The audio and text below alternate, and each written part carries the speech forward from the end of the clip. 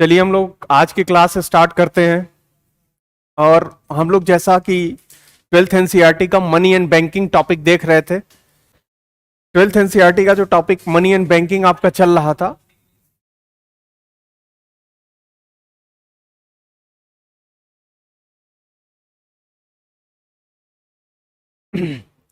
तो हम लोग अब स्टार्ट करते हैं क्लास को। जैसा कि मैं लास्ट लेक्चर में आपको बोल रहा था कि हम टॉपिक जो मनी एंड बैंकिंग दिया हुआ है एनसीईआरटी में, उसको मॉनेटरी पॉलिसी के राउंड अबाउट टॉपिक को घुमाएंगे हम लोग। और मौद्रिक नीति क्या होती है, इसको समझने से पहले हमें इन बेसिक कंसेप्ट को समझना पड़ेगा। और यही बेसिक कंसेप्ट हम लोग समझ रहे थे। मनी मैंने डिस्कस कर दिया, डिपॉजिट डिस्कस हो गया, आपका एनडीटीएल लास्ट लेक्चर में हुआ था, ठीक है। ये भी आपका बैंक की जो परिभाषा होती है, जितना हमारे अभी जरूरत का है। बाकी बैंकिंग तो टॉपिक ही बहुत बड़ा है आपका, ठीक है, उतना हमने देख लिया। अब आज नंबर जो है वो आपका मनी सप्लाई का है, मुद्रा आपूर्ति। ये हम लोग क्या करेंगे, आज देखेंगे कि मुद्रा आपूर्ति आपकी क्या होती है, मनी सप्लाई आपकी क्या होती है, ठीक है। तो चलिए हम लोग अब इसको पढ़ना शुरू करते हैं कि मुद्रा आपूर्ति आपकी क्या होती है, money supply. Good evening to all of you. Heading होगी हमारी मनी सप्लाई, मुद्रा आपूर्ति। मनी सप्लाई से लगभग हर अल्टरनेट ईयर यूपीएससी में क्वेश्चन आपका बनता है। अभी मैं क्वेश्चन आपको दिखाऊंगा इसको पढ़ाने के बाद। एंड इसका इस्तेमाल हम मॉनेटरी पॉलिसी में करते हैं, क्योंकि बिना इसको समझे मौद्रिक नीति आपके समझ में नहीं आएगी। सीआरआर, एसएलआर, रेपो रेट जो आप पढ़ते हो वो आपको समझ में नहीं आएगा अगर जो आपने इसको नहीं समझा तो। थोड़ी सी चीज कंसेप्चुअल है, इसलिए पूरा कॉन्सेंट्रेट होकर आप रहिएगा ताकि आपकी कोई चीज मिस ना हो, ठीक है। समझ में एक एक चीज आपको आती जाए। मुद्रा आपूर्ति होती क्या, इसकी परिभाषा क्या होती है?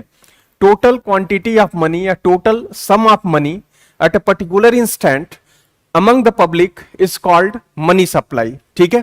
किसी समय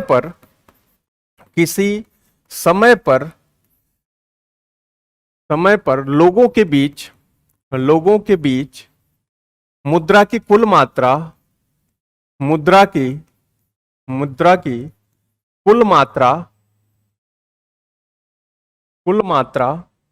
मुद्रा आपूर्ति कहलाती है, मुद्रा आपूर्ति कहलाती है।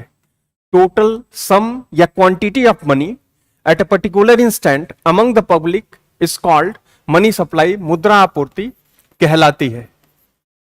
उसी को हम क्या बोलते हैं, आपका मनी सप्लाई कहते हैं, ठीक है। हमारे और आपके बीच में जो पैसा है उसी को क्या बोला जाता है, आपका मनी सप्लाई, मुद्रा आपूर्ति आपका बोला जाता है।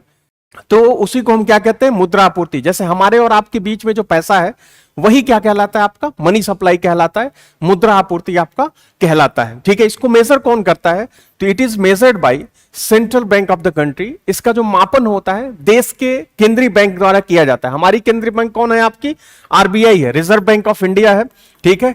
यही है हमारी central bank of the country, central bank of country. देश की जो केंद्रीय बैंक है उसी के द्वारा इसका मापन किया जाता है कि हमारी अर्थव्यवस्था में, या ऐसे बोलो कि हमारे लोगों के पास कितना पैसा आपका पड़ा हुआ है, ठीक है, मुद्रा आपूर्ति कितनी आपकी है, ठीक है।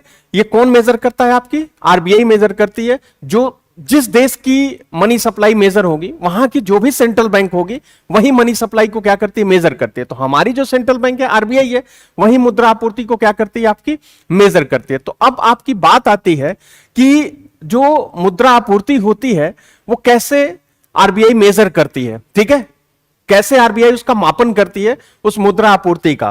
पहला बात यह है, ठीक है। और लोगों के पास जो पैसे होते हैं वो कहां कहां पे सामान्यतः लोग इन जनरल 99.99% केसेस में कहां कहां वो अपने पैसे को रखते हैं।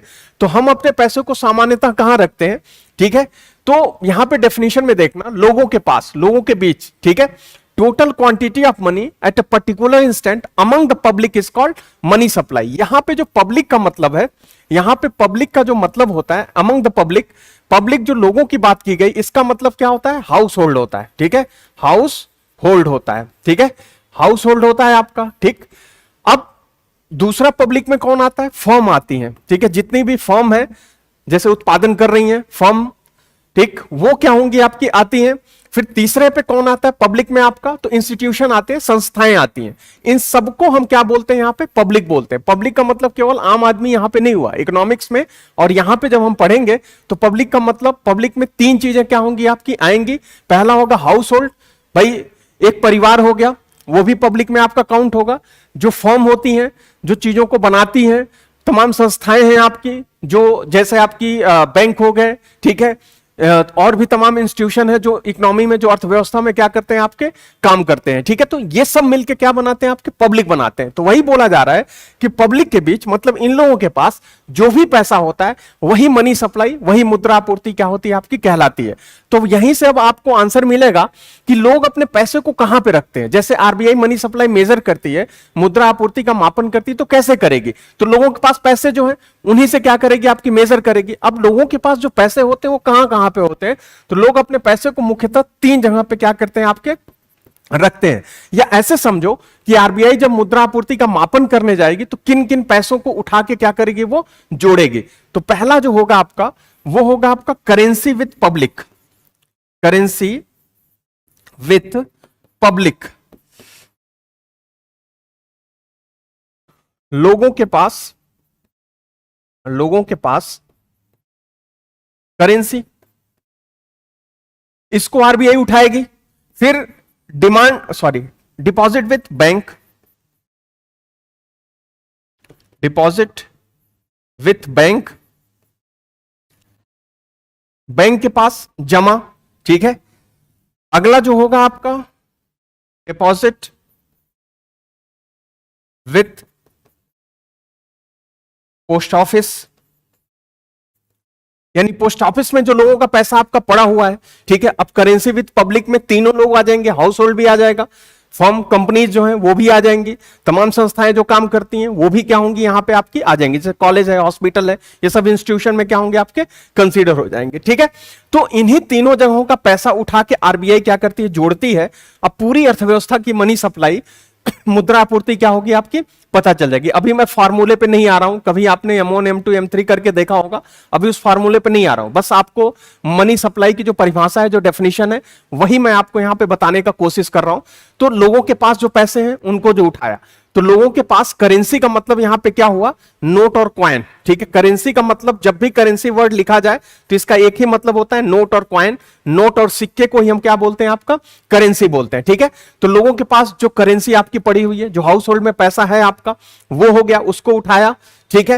एंड बैंक में जो पैसा लोगों का आपका पड़ा हुआ है उसको उठाया, इन्होंने क्या कर लिया, आपका जोड़ लिया। अब जो बैंक में जो पैसा होता है पब्लिक का, वो किस फॉर्म में होता है, ठीक है। डिमांड डिपॉजिट के रूप में होता है, या तो किस में होगा, आपका टाइम डिपॉजिट के रूप में होगा। डिमांड डिपॉजिट होगा, नहीं तो किस में होगा, आपका टाइम डिपॉजिट के रूप में होगा, ठीक है। पोस्ट ऑफिस में भी जो आपके जमा होते हैं, ये भी मुख्यतः दो तरीके के होते हैं, या तो डिमांड डिपॉजिट के रूप में लोग अपने पैसे को रखते हैं, या तो टाइम डिपॉजिट के रूप में पैसे को क्या करते हैं, लोग अपने रखते हैं, ठीक है। डिमांड डिपॉजिट, नहीं तो क्या हुआ, आपका टाइम डिपॉजिट के रूप में पैसे को लोग रखेंगे। तो अर्थव्यवस्था में जो पैसे आपके पाए जाते हैं, जो अर्थव्यवस्था में मुद्रा आपूर्ति होती है, या तो लोग पब्लिक अपने पास रखे तो करेंसी के रूप में रखेगी, या तो अपने पैसे को बैंक में रखे तो डिमांड या टाइम डिपॉजिट के रूप में रखेगी, या तो पोस्ट ऑफिस में लोग अपने पैसे को जमा करते हैं, वहां पे भी आपका सेविंग अकाउंट खुलता है, डिमांड डिपॉजिट, और वहां पे भी टाइम डिपॉजिट आपका ओपन होता है, टीडी। टीडी का मतलब टाइम डिपॉजिट, समय जमा आपका, ठीक है। ये भी यहां पे क्या होता है, आपका ओपन होता है। तो लोग यहां पे इस तरह से पैसे क्या करते हैं, आपके रखते हैं। जैसे मैं इंडिविजुअल, मैं अकेला अपनी मनी सप्लाई में मेजर करने जाऊं, ठीक है, मैं अपनी मनी सप्लाई यहां पे मेजर करने आपका जाऊं, तो मैं कैसे अपनी मनी सप्लाई को यहां पे मेजर करूंगा, ठीक है। मैं अपनी मुद्रा आपूर्ति कैसे मेजर करूंगा, तो जितना मेरे घर पे पैसा पड़ा हुआ है करेंसी, और जितना मेरे पॉकेट में है, ये हाउस होल्ड का पैसा हो गया मेरा, ठीक है। मेरा जो बैंक में आपका डिपॉजिट है, उसको मैंने जो उठाया, और मेरे घर पे जो पड़ा हुआ है, दोनों को मैंने उठा के जोड़ लिया, ये मेरे अकेले की मनी सप्लाई हो गई। माना कि मेरा पैसा आपका बैंक में, पोस्ट ऑफिस में नहीं है, ठीक है, मैंने केवल बैंक और घर में पैसा क्या किया, रखा हुआ है, तो मैंने दोनों जगह के पैसे को उठा के जोड़ लिया, ये मेरे अकेले की क्या हो गई, मनी सप्लाई हो गई, मुद्रा आपूर्ति हो गई। उसी तरह से अगर जो पूरी अर्थव्यवस्था की मनी सप्लाई आपको पता करना है, ठीक है, पूरी अर्थव्यवस्था की, तो आरबीआई करेगी क्या, इन तीनों जगहों के पैसे को उठाएगी, जोड़ लेगी, पूरी अर्थव्यवस्था की मनी सप्लाई, मुद्रा आपूर्ति क्या हो जाएगी आपकी, पता चल जाएगी। देखो टेक्निकल टर्म्स है, या तो मैं ये बोलूं कि मेरी मनी सप्लाई कितनी है, या तो मैं ये बोलूं कि मेरे पास पैसे कितने हैं, बात दोनों का मतलब क्या हुआ, एक ही हुआ। ठीक है, मैं ये बोलूं कि मेरे पास इतने पैसे हैं, उस लाइन का भी यही मतलब होगा कि मैं ये बोलूं कि मेरे पास इतनी क्या है आपकी मनी सप्लाई है, मेरे पास इतनी क्या है आपकी मुद्रा आपूर्ति है। सेम, दोनों का मतलब क्या होता है, एक ही होता है, बस टेक्निकल टर्म हम क्या करते हैं यहां पे यूज कर देते हैं। ठीक है, तो इस तरीके से इन तीनों जहां के पैसे को उठा के जोड़ लिया जाता है, पूरी अर्थव्यवस्था की मनी सप्लाई, मुद्रा आपूर्ति आपको पता चल जाएगी। अब यह बात आती है कि आरबीआई मुद्रा आपूर्ति को मेजर क्यों करती है, मनी सप्लाई को मेजर क्यों करती है, ऐसे क्या खाली बैठी हुई है आरबीआई, मतलब आके जोड़ लिया कि भाई देख लो लोगों के पास कितना पैसा पड़ा हुआ है, थोड़ा सा हम देख लेंगे। तो इसके पीछे कारण यह होता है कि जब हमारे पास पैसे आपके होते हैं ना, तो फिर एक ह्यूमन बिहेवियर होता है, हम उसको क्या करते हैं, खर्च करते हैं। हमारी खर्च करने की टेंडेंसी क्या होती है आपकी, बार बार अंदर वो आवाज आती रहेगी। ठीक है भाई, इकोनॉमिक्स में अगर जो आप देखोगे तो बहुत से ऐसे पार्ट हैं जहां पे ह्यूमन बिहेवियर को ही हम क्या कर रहे होते हैं, देख रहे होते हैं। उसी को अध्ययन करके, एक मानव जो व्यवहार है उसी को अध्ययन करके अर्थशास्त्र के सिद्धांतों को हम क्या करते हैं, आपका बनाते हैं। जैसे वे फिजिक्स पढ़ते हो तो वहां तो नेचर जिस तरह से अपना बिहेवियर दिखा रही है, उसका पैटर्न आप ढूंढते हो कि इस तरीके से प्रकृति ने व्यवहार किया है, हो सकता है कुछ इस तरह का सिद्धांत यहां पे काम कर रहा हो।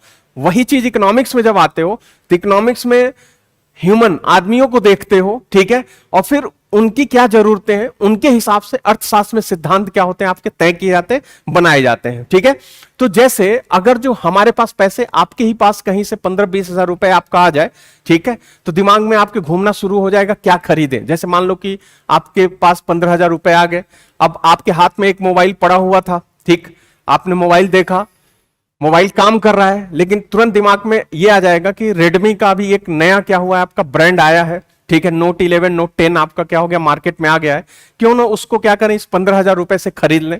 अब आपने किया क्या कि आप तुरंत उठे, अपना इमोशन कंट्रोल नहीं कर पाए, आपने किया क्या कि उस पैसे से उस मोबाइल को क्या किया, आपने परचेज कर लिया। ठीक है, मोबाइल खरीद के आप लेकर के आए, मोबाइल चला रहे हो, ठीक है, मोबाइल चलाने के बाद 2-4 घंटे बाद आपको यह पता चला कि यार इसका भी फंक्शन वही है जो मेरे पास पहले वाला मोबाइल है, थोड़ा सा 19-20 का क्या हो रहा है, अंतर आ रहा है, बिना मतलब का मैंने पैसा क्या कर दिया, इस पे बर्बाद कर दिया। ठीक है, अब आपके पछताने से तो कुछ होगा नहीं, आपने जो करना था क्या कर दिया, कर दिया। ठीक है, आपके पास जैसे पैसे हैं आपने मोबाइल को खरीदा, जैसे आपने मोबाइल को खरीदा, आपकी डिमांड क्या हो, आपने उस मोबाइल की डिमांड, ठीक है, उसकी मांग क्या कर दी, आपने बढ़ा दी।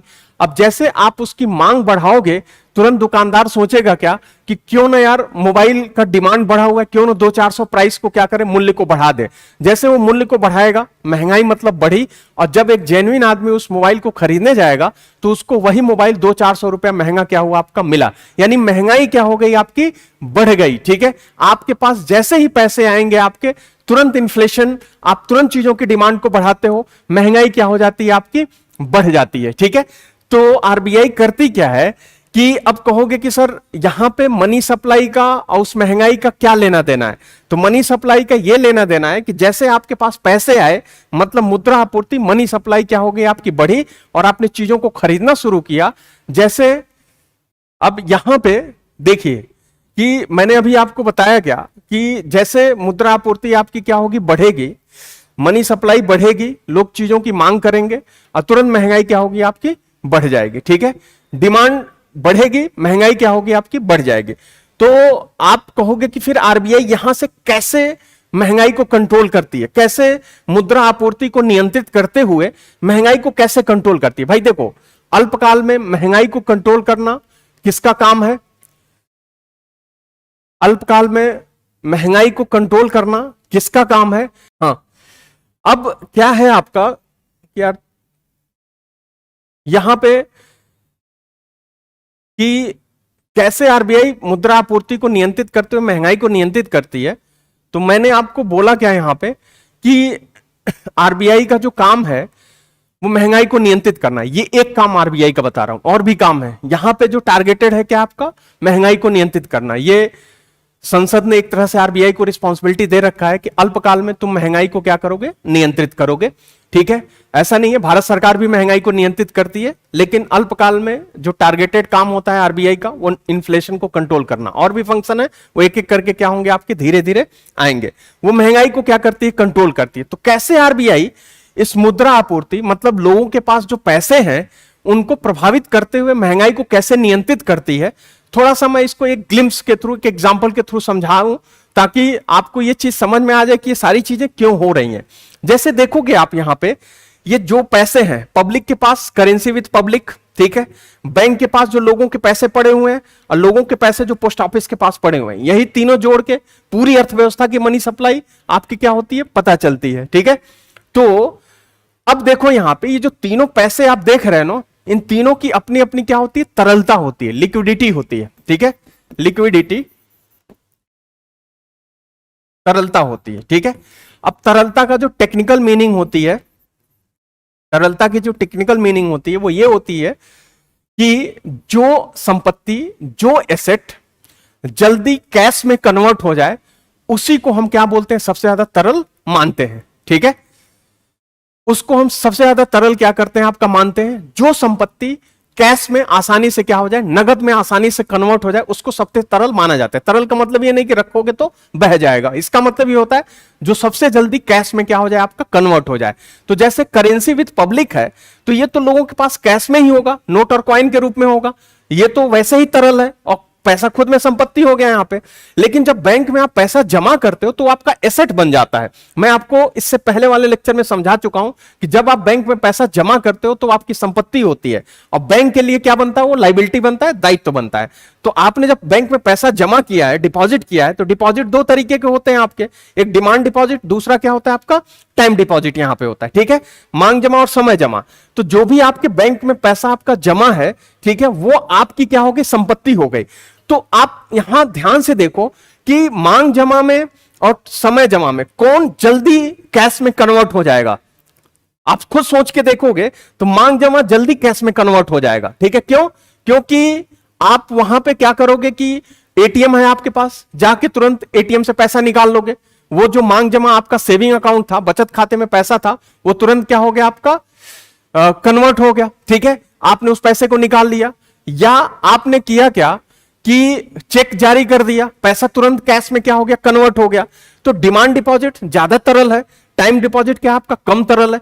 ये जल्दी क्या होता है आपका, इससे ज्यादा टाइम लगाएगा ये कन्वर्ट होने में आपके कैश में। वहीं पे आप पोस्ट ऑफिस में जाओगे तो पोस्ट ऑफिस का जो डिमांड डिपॉजिट और पोस्ट ऑफिस का टाइम डिपॉजिट देखोगे, तो पोस्ट ऑफिस का डिमांड डिपॉजिट पोस्ट ऑफिस के टाइम डिपॉजिट से जल्दी कैश में क्या हो जाएगा, आपका कन्वर्ट हो जाएगा। ठीक है, तो अगर जो तुम देखो यहां पे करेंसी विद पब्लिक जो है, लोगों के पास जो पैसे कैश पड़े हुए हैं, तो सबसे ज्यादा तरल कौन होगा, ये तो खुद ही कैश में है आपका, तो सबसे ज्यादा लिक्विड ये हो गया। अब बैंक में जो डिपॉजिट है आपका, जो जमा है पब्लिक का पैसा, ठीक है, वो तरलता में इससे क्या हो जाएगा, आपका कम तरल होगा। क्यों, क्योंकि इसको कन्वर्ट करने में कैश में आपका क्या होगा, टाइम लगेगा वहां पे। ठीक है, तो ये थोड़ा सा कम क्या होगा, आपका तरल होगा। तो ये तो हम यहां पे जो बात कर रहे थे तरलता की टेक्निकल मीनिंग हम क्या कर रहे थे, देख रहे थे। लेकिन इससे भी आसान अगर जो आपको अपनी भाषा में देखना है, ठीक है, अपनी भाषा में अगर जो आपको समझना है, हाँ, वहां मनी सप्लाई को बढ़ा दिया था, केवल श्रीलंका में नहीं हुआ था। श्रीलंका मत जाओ, इंडिया में ही देख लो।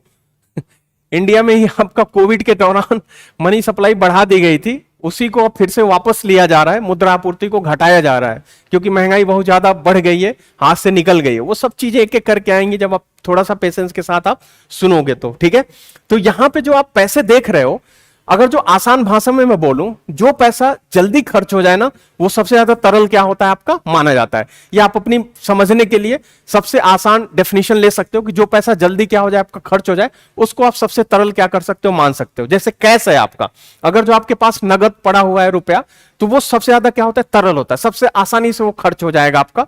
जैसे मान लो कि आप रास्ते में जा रहे हो और आपको कोई सामान दिखा, कैश पड़ा हुआ है, तुरंत आप उसको क्या करोगे, परचेज कर लोगे, तुरंत आप उसको क्या करोगे, खरीद लोगे।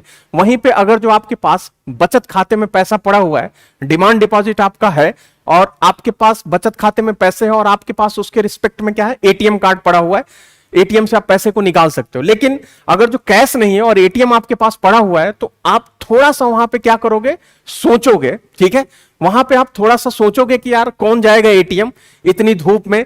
वहां पे एक तो जाओ, वहां पे तो अंदर लोग बैठे अंदर होंगे 4 जो 10 बार कार्ड को अंदर बाहर कर रहे होंगे।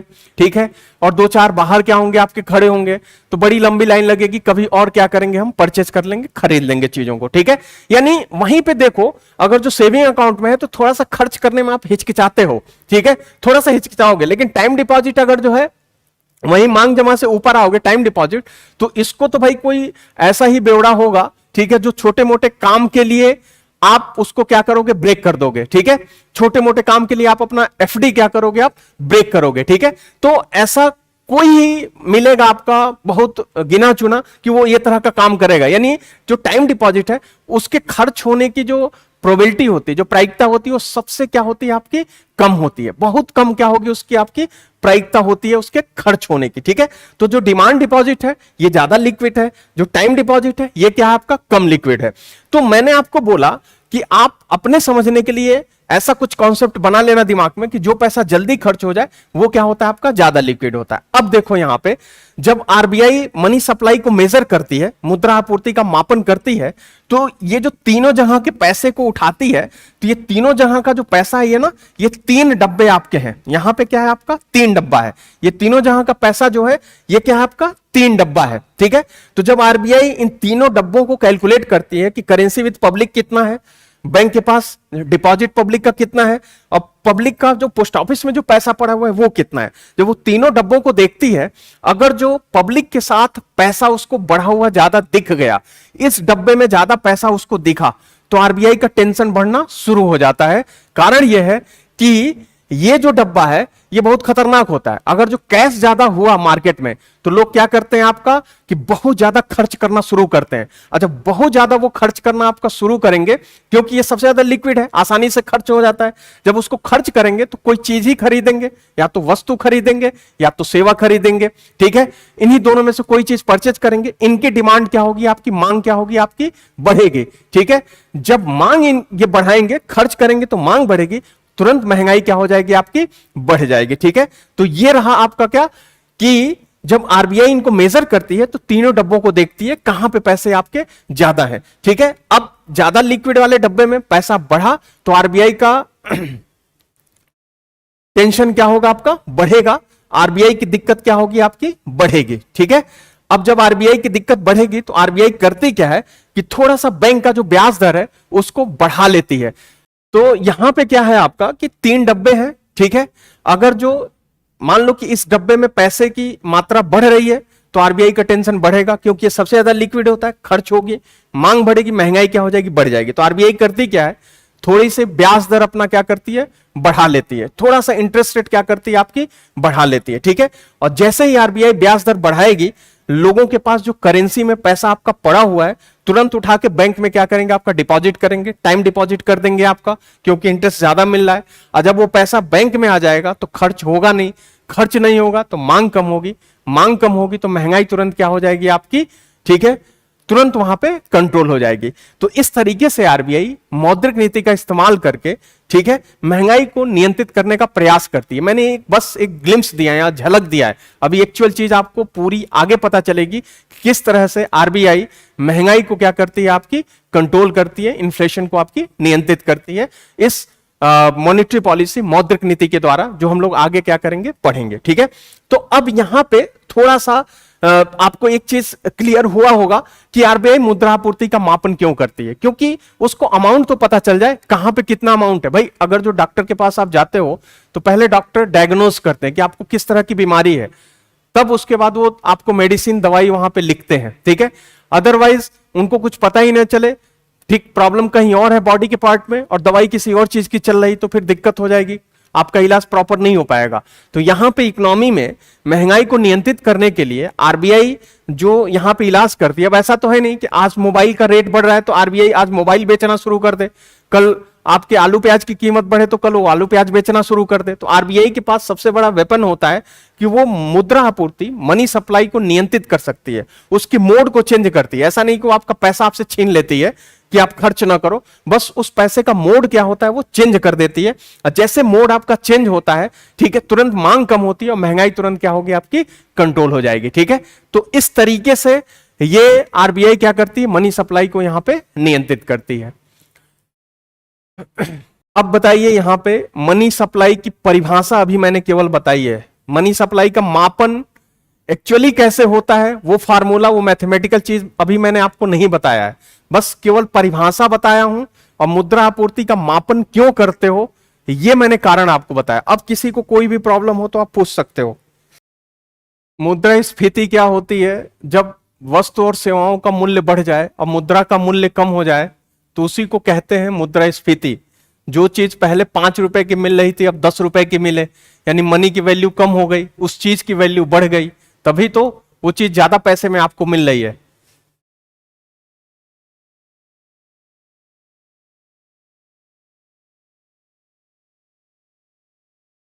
मुझको वो क्यों याद कर रहे हैं भाई, सर्विस।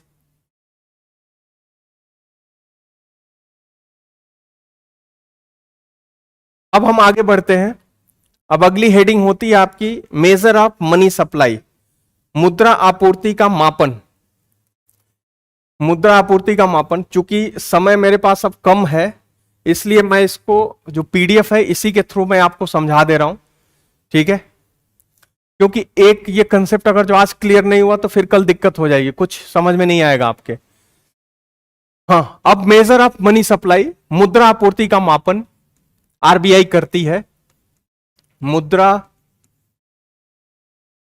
आपूर्ति का मापन, मेजर ऑफ मनी सप्लाई, मुद्रा आपूर्ति का,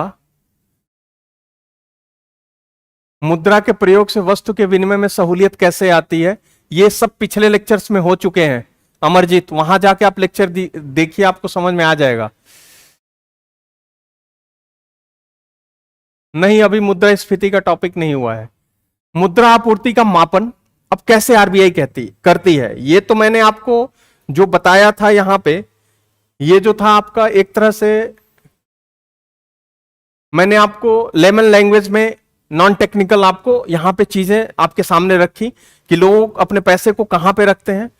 या तो लोग अपने पैसे को घरों में रखें, ठीक है, ठीक है, पब्लिक बैंक में या तो पैसे को रखें या तो पोस्ट ऑफिस में, इन्हीं दोनों जगहों का उठा के क्या कर दिया जाता है, जोड़ दिया जाता है आपका। ठीक है, लेकिन जो फॉर्मल जो आपका क्या कहते हैं कि फॉर्मूला यहां पे बनता है, वो आरबीआई क्या करती है, 4 वेरिएबल लेती है मुद्रा आपूर्ति को मेजर करने के लिए। ठीक है, 4 वेरिएबल यहां पे लेती है मुद्रा आपूर्ति का मापन करने के लिए। पहला M1 money supply major first, मुद्रा आपूर्ति का मापक नंबर 1।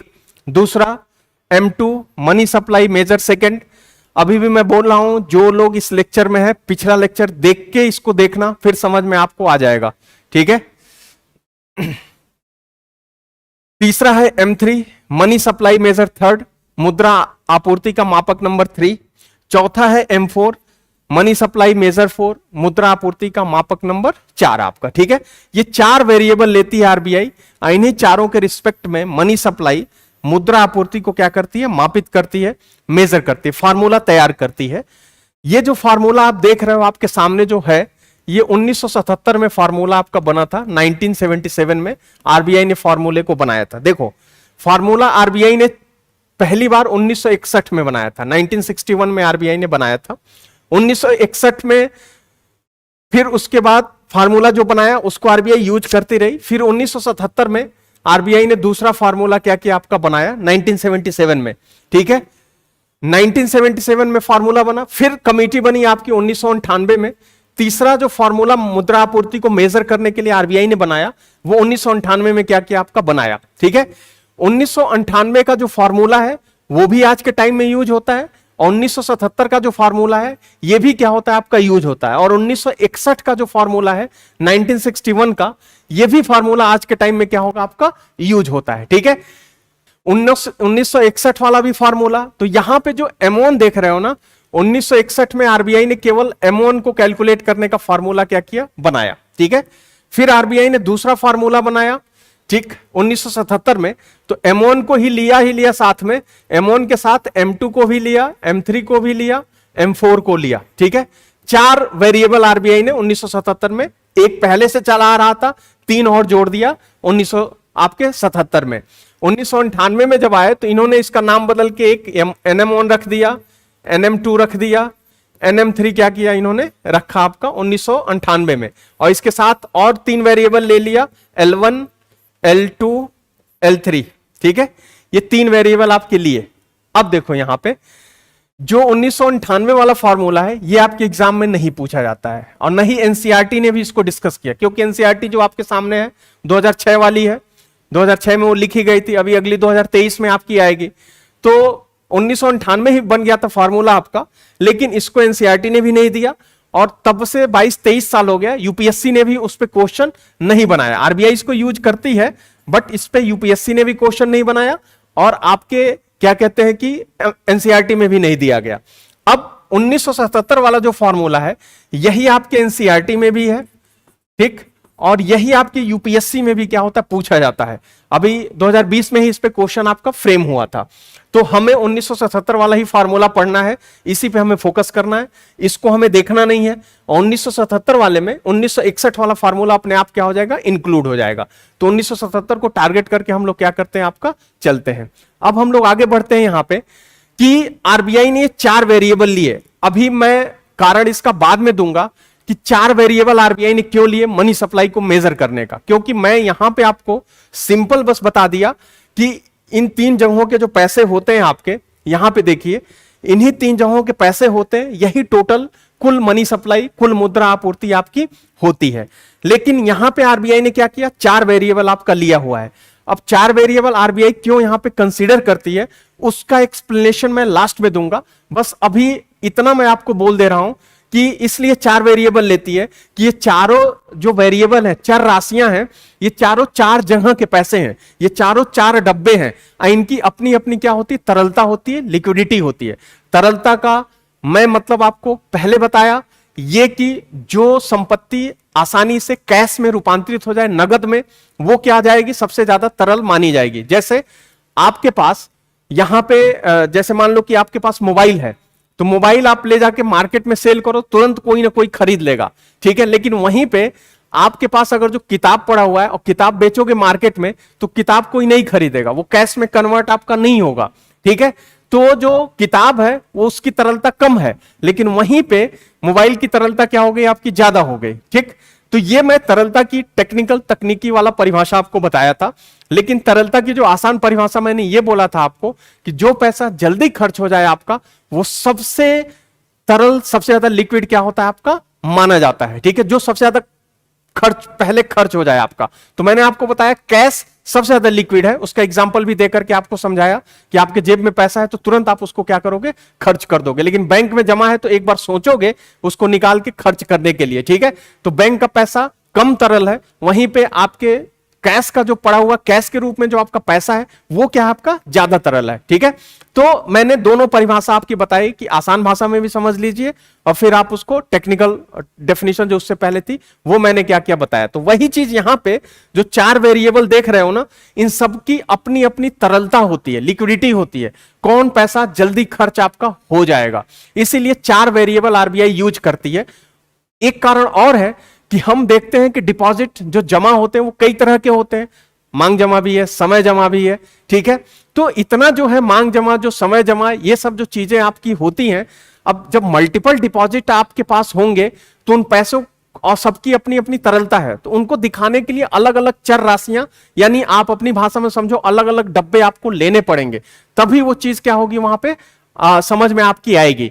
तो ये चारों 4 डब्बे हैं, इनका क्या यूज है वो लास्ट में मैं आपको एक बार और एक्सप्लेन करूंगा, ठीक है, थोड़ा और डिटेल में। तो अभी बस चारों वेरिएबल को क्या करते हैं हम लोग समझते हैं। इन चारों वेरिएबल को हम यहां पे क्या करते हैं, आपका देखते हैं, ठीक है। तो पहला वेरिएबल आरबीआई कैलकुलेट करती M1। M1 में क्या आता है आपका, C plus DD plus OD आता है, ठीक है। ध्यान दीजिएगा यहां पे, C का मतलब क्या होता है, करेंसी विद पब्लिक, लोगों के पास लोगों के पास पैसे, जो करेंसी है, नोट और कॉइन। अब लोगों में कौन कौन से आते हैं? तो हाउस होल्ड भी आता है, घर में रहने वाले लोग हैं, ठीक है। कंपनीज भी आती हैं, फर्म हो गई आपकी, एंड संस्थाएं भी होती हैं, हॉस्पिटल हो गए, स्कूल हो गए, वो सब किस में आते हैं? पब्लिक में आते हैं, ठीक है। तो उनके पास जो नोट और कॉइन पड़ा हुआ है वो पूरा यहां पे अमाउंट में दिख गया आपका। डिमांड डिपॉजिट, ठीक है, ये जो होता है आपका demand deposit with bank, bank के साथ मांग जमा, बैंक के साथ मांग जमा आपका, ठीक है। Demand deposit with bank, bank के साथ मांग जमा। जो बैंक के साथ मांग जमा है, पीछे आके आप देखिए यहां पे, ये जो स्लाइड है यहां पे बैंक के साथ मांग जमा, ध्यान दीजिएगा। बैंक में दो तरह के डिपॉजिट होते हैं। तो सी का मतलब करेंसी विद पब्लिक, ये जो पूरा पैसा आप यहां पे देख रहे हो, ये पूरा किसने डिनोट कर दिया? आपके सी ने यहां पे क्या कर दिया? आपका डिनोट कर दिया। सी पूरा का पूरा वहां पे आ गया। डिमांड डिपॉजिट विद बैंक, यानी बैंक का जो आधा पैसा है यहां पे, देखिए यहां पे बैंक में दो तरह के डिपॉजिट होते हैं, डिमांड और टाइम।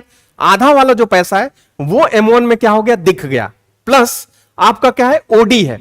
ओडी जो है आपका अदर डिपॉजिट होता है, other deposit with RBI, RBI के साथ अन्य जमा, आरबीआई के पास अन्य जमा, अदर डिपॉजिट विद आरबीआई। कौन कौन से होते हैं अन्य जमा में? आरबीआई के पास कौन लोग पैसा जमा करते हैं? फॉर एग्जांपल एलआईसी हो गई, नाबार्ड हो गया, ये जितने भी संस्थाएं आप देखते हो, ये सब क्या करते हैं? आपके आरबीआई के पास इनका अकाउंट होता है, ये लोग पैसे वहां पे जमा करते हैं, ठीक है। हाँ अमरजीत, तो वहां पे लोग क्या करते हैं? ये लोग अपने पैसे जमा करते हैं। इवन जो विदेशी सरकारें होती हैं, विदेशों के जो सेंट्रल बैंक है, ठीक है, ये लोग क्या करते हैं? आरबीआई के पास पैसा अपना अकाउंट खोले हैं, वहां पे ये लोग पैसा अपना क्या करते हैं? जमा करते हैं। तो एक चीज आप ध्यान से देखोगे, लोगों के पास जो पूरा पैसा है करेंसी वो, और डिमांड डिपॉजिट विद बैंक, और आरबीआई का जो ओडी है वो अकेले अमाउंट क्या करता है? आपका शो कर देता है। यानी इस वाले डब्बे में ये इतने पैसे क्या होते हैं? आ जाते हैं। अब थोड़ा सा आप अपना वाला जो शुरू वाला लिए थे फॉर्मूला, उस पे आ जाओ वापस, कि यहां पे देखो पब्लिक का पूरा पैसा, बैंक का आधा, किसमें आ गया? आपके अमाउंट में आपका दिख गया। जो बैंक का टाइम डिपॉजिट है, time deposit with bank, and जो पोस्ट ऑफिस का डिमांड और पोस्ट ऑफिस का जो टाइम डिपॉजिट है, समय जमा, ये तीनों अभी कहीं दिखा नहीं है। बस करेंसी विद पब्लिक और पब्लिक का जो डिमांड डिपॉजिट बैंक में पड़ा होता है, वो वाला पैसा एमोन ने क्या किया? यहां पे शो किया है। एमोन ने बस उतना ही क्या कर दिया? आपका दिखाया। ये ओडी तो अदर डिपॉजिट होता है जो आरबीआई के साथ लोग जमा करते हैं। और एक चीज और मैं आपको बताऊं, ये जो ओडी होता है ना, अर्थव्यवस्था में जितनी भी मनी सप्लाई है, जितनी भी मुद्रा आपूर्ति आपकी है अर्थव्यवस्था में, उसका ये बहुत कम अमाउंट होता है। समझो कि 1% से भी कम ये होता है, लेस देन 1% आपका होता है, बहुत मिनिमम अमाउंट आपका होता है। अर्थव्यवस्था में जितनी भी मुद्रा आपूर्ति है वो बहुत कम अमाउंट होता है। इसलिए भविष्य में जब भी मैं एमओन की बात करूंगा तो वहां पे मैं ओडी की बात नहीं करूंगा, लेकिन आप फॉर्मूले में इसको ध्यान में रखना कि ओडी भी एमओन में क्या होता है? आपका दिखाया जाता है। क्योंकि एग्जाम में जब फॉर्मूला पूछता है तो फॉर्मूले में आप क्या करोगे कि इस चीज को आपको शो करना पड़ेगा। लेकिन हम अपने डिस्कशन में आगे ओडी को मैं क्या कर दूंगा? ड्रॉप कर दूंगा, केवल सी और डीडी को लेके चलूंगा। तो एमओन का मतलब यह हो गया आपका कि लोगों के पास जो पूरा पैसा पड़ा हुआ है ये, and demand deposit with bank, ये एमओन ने क्या कर दिया? दिखा दिया। अभी भी बैंक का टाइम डिपॉजिट, पोस्ट ऑफिस का डिमांड, पोस्ट ऑफिस का टाइम कहीं पे भी आपका दिखा नहीं है, कहीं पे भी आपका शो नहीं हुआ है। ठीक है, तो अभी ये तीनों दिखा नहीं है। अब दूसरा वेरिएबल आरबीआई क्या करती है? यहां पे कैलकुलेट करती है। दूसरा वेरिएबल है M2। M2 क्या होता है आपका? M2 इक्वल टू होगा कि आपका M1 plus saving with post office, post office के साथ बचत जमा, पोस्ट ऑफिस के साथ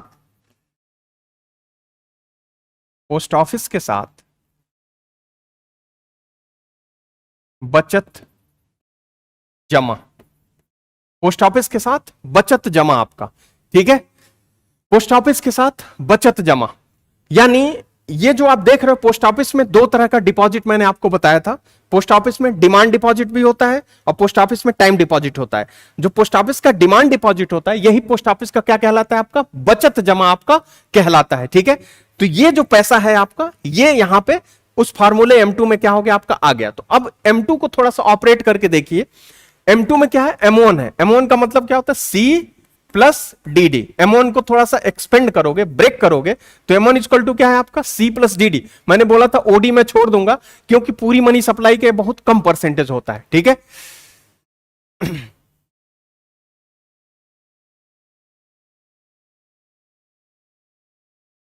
ठीक है, C प्लस DD क्या होता है आपका, होता है, ठीक है। तो C और plus DD currency with public और demand deposit with bank. M1 ने क्या कर दिया यहां पे शो कर दिया, और प्लस सेविंग विद क्या हो गया इसमें, पोस्ट ऑफिस हो गया। ये M2 ने पूरा क्या क्या आपका दिखाया। यहां पे वापस आओ, M2 में आप देखोगे तो C प्लस DD है आपका, ये हो गया करेंसी विद हाउस होल्ड हो गया, और डिमांड डिपॉजिट विद बैंक हो गया, और प्लस क्या हो गया आपका, पोस्ट ऑफिस का वहां पे क्या हो गया, डिमांड डिपॉजिट आपका जुड़ गया। यानी पब्लिक का पूरा पैसा, बैंक का लगभग आधा और पोस्ट ऑफिस का लगभग आधा पैसा M2 ने क्या कर दिया आपका, दिखा दिया, ठीक है। वहीं पे आपका जो टाइम डिपॉजिट विथ बैंक है और जो यहां पे पोस्ट ऑफिस का जो टाइम डिपॉजिट है वो अभी तक कहीं पे भी आपका शो नहीं हुआ है। ये M2 ने बस इतना ही क्या किया आपका, कवर किया है, ठीक है। M2 ने इतना ही आपका क्या किया, कवर किया है यहां पे। अब तीसरा वेरिएबल आरबीआई कैलकुलेट करती है। तीसरा जो वेरिएबल होता है ये होता है का M3 होता है। M3 में क्या है आपका, ध्यान देना यहां पे। M3 में यहां पे देखिएगा, M3 में M1 है plus time deposit with bank, bank के साथ जो समय जमा है TD, जिसको मैंने लिखा है टाइम डिपॉजिट। तो M1 में क्या है आपका, C प्लस DD है, ठीक, और प्लस क्या है आपका, time deposit with bank, TD हो गया। यही मैंने इन शॉर्ट में इतना लिख दिया आपका, टाइम डिपॉजिट विद बैंक। अब इस पे ध्यान पे आइए आप शुरू में, ठीक है। शुरू में आप जब आप आएंगे तो यहां पे देखिए, C का मतलब ये करेंसी विद पब्लिक C हो गया आपका, डिमांड डिपॉजिट विद बैंक ये आपका क्या हो गया, यहां पे दिख गया। ध्यान से देखो यहां पे डिमांड डिपॉजिट बैंक, क्योंकि M1 में आपका है, ठीक है। और प्लस क्या हो गया आपका, टाइम डिपॉजिट विद, यहां पे दिखा आपको टाइम डिपॉजिट विद बैंक यहां पे जुड़ा हुआ है। तो जब इसको यहां पे देखोगे, यहां पे आप तो ध्यान से देखिए, करेंसी विद पब्लिक C हो गया और demand of time deposit with bank, ये डिमांड ऑफ टाइम दोनों क्या हो गया आपका, M3 में आ गया। तो ये और ये दोनों क्या हो गया, वहां पे जुड़ गए। अगर जो आप ध्यान से देखो तो करेंसी विद पब्लिक, ठीक, and deposit with bank, demand और टाइम दोनों आ गया ना M3 में आपका।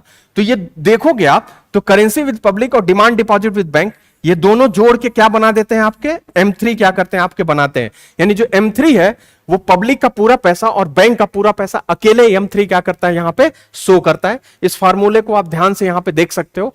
यहां पे देखिए C plus DD plus TD, ये DD और प्लस TD क्या है, ये बैंक का टोटल डिपॉजिट है ना, ये बैंक का क्या है आपका, बैंक का कुल जमा आपका है, बैंक का कुल जमा है, टोटल डिपॉजिट बैंक का क्या हो रहा है यहां पे दिख रहा है, ठीक है। तो DD प्लस TD हो गया, और करेंसी विद पब्लिक यानी पब्लिक का पूरा पैसा और बैंक का टोटल जो डिपॉजिट है वो M3 ने अकेले क्या किया आपका, दिखाया है। M3 ने उसको क्या किया आपका, शो किया, ठीक है। M3 ने अकेले क्या किया आपका, शो किया, ठीक है। अभी भी हमने जो यहां पे लिखा हुआ था, मैंने यहां पे जो लिखा हुआ है इसमें अभी भी पोस्ट ऑफिस का जो टाइम डिपॉजिट है ये कहीं पे नहीं दिखा हुआ है। अब चौथा वेरिएबल आरबीआई M4 क्या करती है, यहां पे कैलकुलेट करती है, और M4 इक्वल टू होता क्या है, M3 plus total deposit with post office, post office के पास कुल जमा, अब पोस्ट ऑफिस के पास जो कुल जमा है आपका वो क्या कहलाता है, डिमांड डिपॉजिट और प्लस टाइम डिपॉजिट, ये दोनों मिलते हैं और पोस्ट ऑफिस के टोटल डिपॉजिट क्या होते हैं, कहलाते हैं। M3 को मैंने बोला कि ये बैंक का टोटल डिपॉजिट दिखा देता है M3, ठीक है, और M3 में ही पोस्ट ऑफिस का टोटल डिपॉजिट जोड़ दोगे तो पूरा M4 क्या होगा आपका, शो हो जाएगा। यानी ये जो हमने यहां पे लिखा हुआ है, यहां पे ये जो लिखा हुआ है M3 हो गया, ये M3 दोनों जगह का पैसा हो गया, और plus deposit with post office, post office का जो कुल जमा है वो इसमें क्या कर दिया हमने, यहां पे प्लस कर दिया। तो आप यहां पे ध्यान से देखो कि ये जो पूरा पैसा है आपका तीनों जगह का, ये M4 ने क्या कर दिया आपका, अकेले M4 ने इसको शो कर दिया आपका, ठीक है। M4 ने अकेले क्या किया, यहां पे शो कर दिया, यानी तीनों जगह का पूरा पैसा M4 क्या कर रहा है, दिखा रहा है। M4 अर्थव्यवस्था की पूरी मुद्रा आपूर्ति को क्या करता है, शो कर देता है। M4 अर्थव्यवस्था की लगभग पूरी मनी सप्लाई को 95% अकेले क्या करता है आपका, दिखाता है, ठीक है। M4 आपकी अर्थव्यवस्था की पूरी मनी सप्लाई को क्या करेगा आपका, दिखाएगा।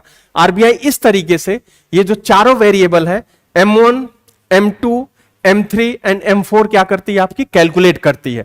आपको यह ध्यान रखना है कि M1 में कौन कौन से कहां कहां के पैसे आएंगे, M2 में कहां कहां के पैसे आएंगे, M3 में कहां कहां के पैसे आएंगे, M4 में कहां कहां के पैसे आपके आएंगे। ठीक है, तो M3 में बैंक और पब्लिक का पूरा पैसा अकेले M3 शो कर देता है। M4 क्या करता है, आपकी पूरी अर्थव्यवस्था की मनी सप्लाई को क्या करता है, आपका दिखाता है। ठीक है, अभी मैंने ये चारों वेरिएबल कैसे आरबीआई कैलकुलेट करती है ये बस बताया।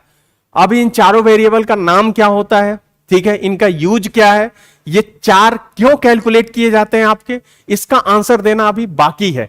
ठीक है, इसका आंसर अभी मैं दिया नहीं हूं। यहां तक बताइए कि ये जो मैं आपको बताया हूं कि कहां का पैसा कहां जा रहा है, ठीक है, ले दे के पूरी जो अर्थव्यवस्था में मनी होती है वो तीन जगह होती है, पब्लिक के पास, बैंक में और पोस्ट ऑफिस में। यही तीन जगह लोग अपने पैसे को मुख्यतः क्या करते हैं, आपके रखते हैं। ठीक है, मुख्यतः ध्यान देना इस वर्ड को, मुख्यतः इन्हीं तीन जगहों पे रखते हैं। और इन्हीं तीन जगहों के पैसों के लिए चार वेरिएबल, चार चर राशियां आरबीआई ने बनाया। और उन चारों चर राशियां यानी चारों जो डब्बे हैं, वेरिएबल हैं, वो किस किस तरह से कहां कहां के पैसों से जुड़ के वो बनते हैं, ये मैंने अभी तक आपको समझाया। ठीक है, अभी तक किसी को कोई प्रॉब्लम हो तो आप बताओ, क्योंकि अभी ये कंप्लीट नहीं हुआ है और इस पे मैंने क्वेश्चन भी आपको सॉल्व नहीं कराया है। तो आज की क्लास में अभी यहीं पे एंड करता हूं। कल फिर से मैं इन चीजों को एक बार और समझाऊंगा, क्योंकि टॉपिक कठिन है, इसलिए मुझे एक बार और आपको समझाना पड़ेगा ये। इन शॉर्ट फिर मैं आगे आपको बढ़ूंगा।